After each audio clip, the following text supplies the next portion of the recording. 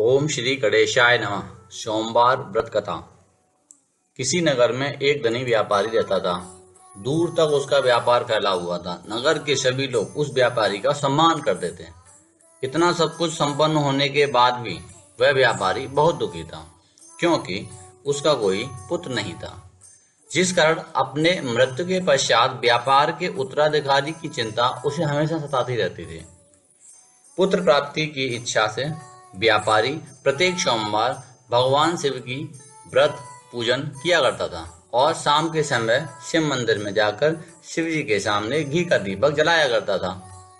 उसकी भक्ति देखकर मां पार्वती अति प्रसन्न हो गईं और भगवान शिव से उस व्यापारी की मनोकामना पूर्ण करने का निवेदन किया। भगवान शिव बोले, इस संसार में सबको उसके कर्म के अनुसार फल की प्राप्ति होती है। जो प्राणी जैसा कर्म करते हैं उन्हें वैसा ही फल प्राप्त होता है। शिव जी द्वारा समझाने के बावजूद मां पार्वती नहीं मानी और उस व्यापारी की मनोकामना पूर्ण हेतु वे शिव जी से बार बार अनुरोध करती रहीं।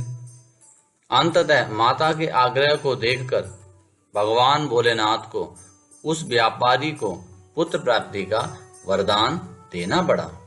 वरदान देने के पश्चात भोलेनाथ मां पार्वती से बोले, आपके आग्रह पर मैंने पुत्र प्राप्ति का वरदान तो दे दिया है, परंतु इसका यह पुत्र 16 वर्ष से अधिक समय तक जीवित नहीं रहेगा।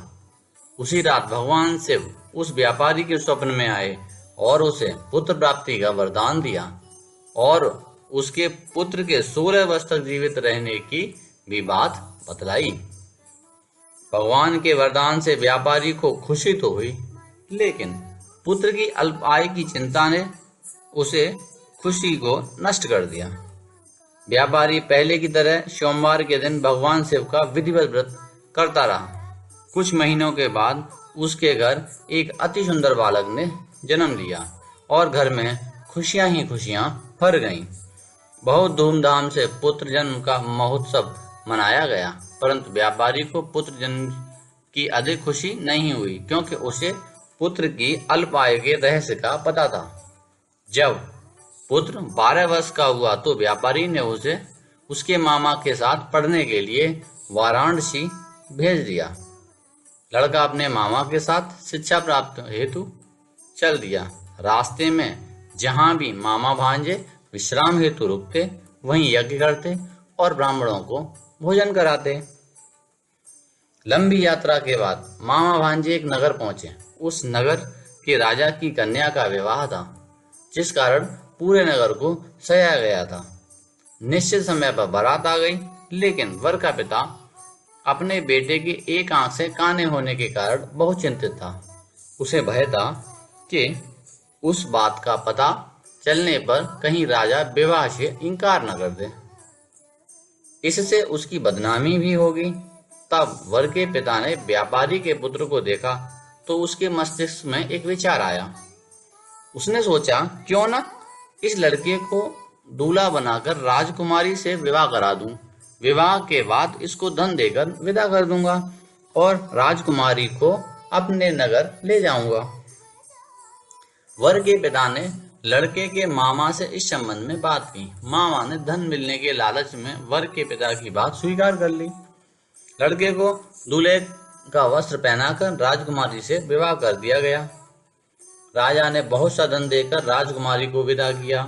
शादी के बाद लड़का जब राजकुमारी के साथ लौट रहा था तो वह सच नहीं छिपा सका और उसने राजकुमारी के ओढ़नी पर लिख दिया, राजकुमारी, तुम्हारा विवाह मेरे साथ हुआ था।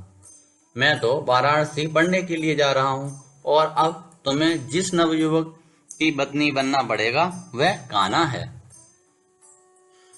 जब राजकुमारी ने अपनी ओढ़नी पर लिखा हुआ पढ़ा तो उसने कान ने लड़के के साथ जाने से इनकार कर दिया। राजा को जब यह सब बातें पता लगीं तो उसने राजकुमारी को महल में ही रख लिया। उधर लड़का अपने मामा के साथ वाराणसी पहुंच गया। गुरुकुल में पढ़ना शुरू कर दिया। जब उसकी आयु 16 वर्ष की हुई तो उसने यज्ञ किया। यज्ञ के समाप्ति पर ब्राह्मणों को भोजन कराया और खूब अन्न वस्त्र दान किए। राजा को वह अपने शयन कक्ष में सो गया। शिव के वरदान के अनुसार शयनावस्था में ही उसके प्राण पखेरु उड़ गए। सूर्योदय पर मामा मृत भांजे को देखकर रोने पीटने लगा। आसपास के लोग भी एकत्र होकर दुख प्रकट करने लगे। लड़के के मामा के रोने विलाप करने के स्वर समीप से गुजरते हुए भगवान शिव और पार्वती जी ने भी सुने। माता पार्वती ने भगवान से कहा, प्राणनाथ, मुझे इसके रोने के स्वर सहन नहीं हो रहे। आप इस व्यक्ति के कष्ट को अवश्य दूर करें।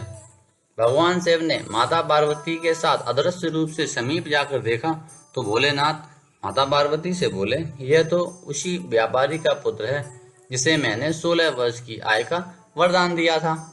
इसकी आय पूरी हो गई है।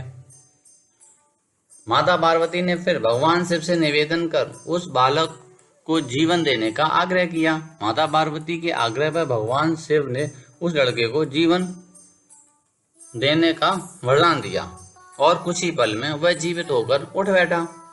शिक्षा समाप्त करके लड़का मामा के साथ अपने नगर की ओर चल दिया। दोनों चलते हुए उसी नगर में पहुंचे जहां उसका विवाह हुआ था। उस नगर में भी यज्ञ का आयोजन किया। समीप से गुजरते हुए नगर के राजा ने यज्ञ का आयोजन देखा और उसने तुरंत ही लड़के और उसके मामा को पहचान लिया। यज्ञ के समाप्त होने पर राजा मामा और लड़के को महल ले गया और कुछ दिन उन्हें महल में रखकर बहुत सा धन, वस्त्र आदि देकर राजकुमारी के साथ विदा कर दिया। उधर भूखे प्यासे रहकर व्यापारी और उसकी पत्नी बेटे की प्रतीक्षा कर रहे थे। उन्होंने प्रतिज्ञा कर रखी थी कि यदि उन्हें अपने बेटे की मृत्यु का समाचार मिला तो दोनों अपने प्राण त्याग देंगे। परंतु जैसे ही उसने बेटे के जीवित वापस लौटने का समाचार सुना तो वह प्रसन्न हुआ। वह अपनी पत्नी मित्रों के साथ नगर के द्वार पर पहुंचा।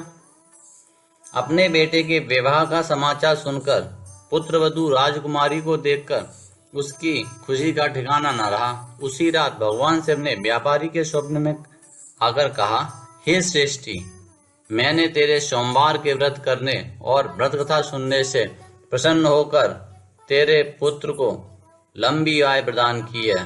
पुत्र की लंबी आय जानकर व्यापारी बहुत प्रसन्न हुआ। शिव भक्त होने तथा सोमवार का व्रत करने से व्यापारी की सभी मनोकामनाएं पूर्ण हुई। इसी प्रकार जो भक्त सोमवार का विधिवत व्रत करते हैं और व्रत कथा सुनते हैं, उनकी सभी इच्छाएं पूरी होती हैं। जय श्री पार्वती पति हर हर शंभो।